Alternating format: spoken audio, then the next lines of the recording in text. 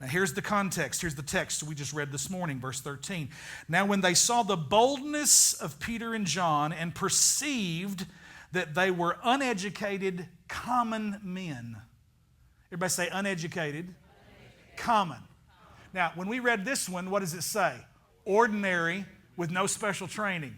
That's the New Living. It's a little easier to understand, okay? Uneducated, common men, just ordinary, everyday folks. They were astonished and they recognized that they had been with Jesus. Everybody say they've been with Jesus. Now, the Holy Spirit is the it factor that sets us apart from everyone else. And so with that today, I want to ask you the question, why be ordinary?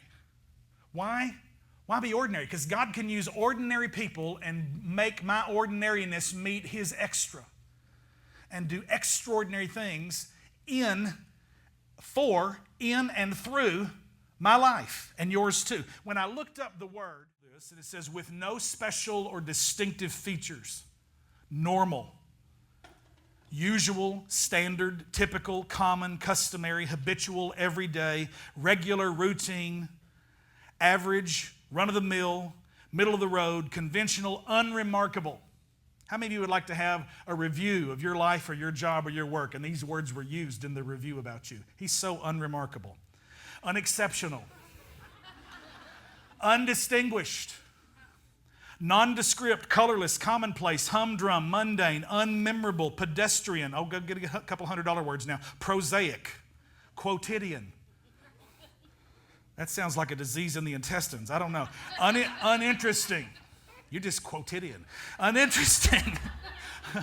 Uneventful.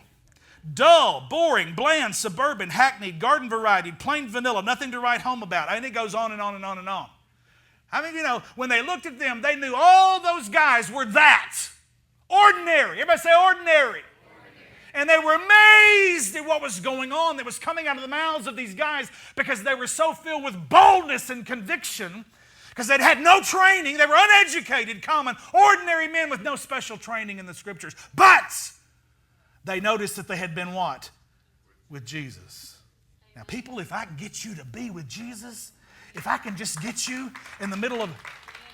That's not good grammar, but you hear what I'm saying. If I can get you, G-I-T-C-H-U, get you. Look at your neighbor and say, get you some of that. If I can get you to be with Jesus, if you can get you into His presence, if you can learn to not just slide in here on spiritual fumes on Sunday morning and then leave with a full tank, but learn how to get in the Word and top out your tank every day and learn how to pray